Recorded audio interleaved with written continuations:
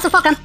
6 fără un sfert. Perfect! Simplu ca măta de la țară. Știi ce-i la 6 fix? Da, examenul oral de mărire de salar. Ia clar! Indian Focă Goes Amber, sugător de băți. Și, de data asta, Marele Mo o să ia mărirea.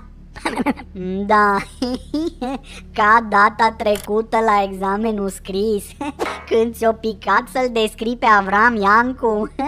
Ce mă tu naziștii l-a corectat. Eu am scris o singură literă și l-am descris mai bine decât alții în 11 pagini. La nedreptate. Da, norocul tău că acum ai oral. Că ai luat meditație cu măta.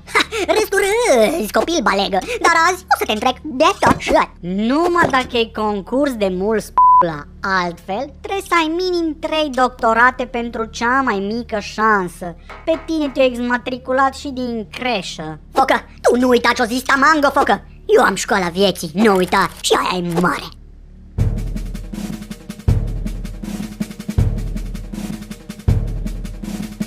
Mulțumesc, sunteți un examinator grozav. La revedere. No, cum a fost?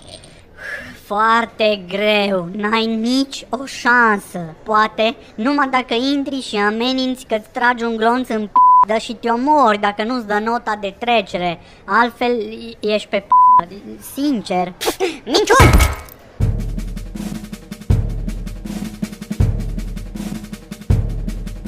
Unde p***la mea îs, că nu mă văd? Ești aici lângă mine, focă, n-ești drogat. Ne uităm pe tabela de rezultate, tu nu vezi. Da, uite, am apărut. Locul 5 cu nota 6. Am scăpat. Îmi păstrez salariul de acum. Yes. Uite-te, fraiere. Dar cine e locul 1? Numai 1. Să fie el, oare poate chiar monebunul? Cum p***a mătii de oligofren ai luat 10 la cel mai greu examen oral din lume? E o defecțiune să vină cineva. Simplu ca bună miază, focă. Am intrat, am salutat, alo, am tras bilețelul magic din Oceanul Pacific. A ieșit un pește mic și pe coada lui scria: pe o bară se căca o cioară, cra, fix în 1100 lei. Ia te rog pe cine vrei, din grămada cu purcei al lui Moș Andrei. Dacă n-ai pe cine, ia-mă chiar pe Antante. Dize mane compane, Antante. Bun. Ăsta, șuing. Când mi-a venit rândul, m-am dus în față. Mi-a zis: citește, te rog, subiectul de pe bilet. Și l-am citit cât de frumos am putut.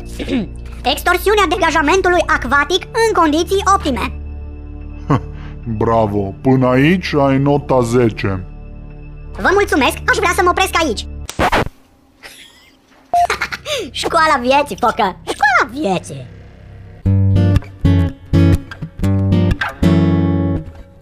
Eu am școala vieții, nu uita, și aia e mare.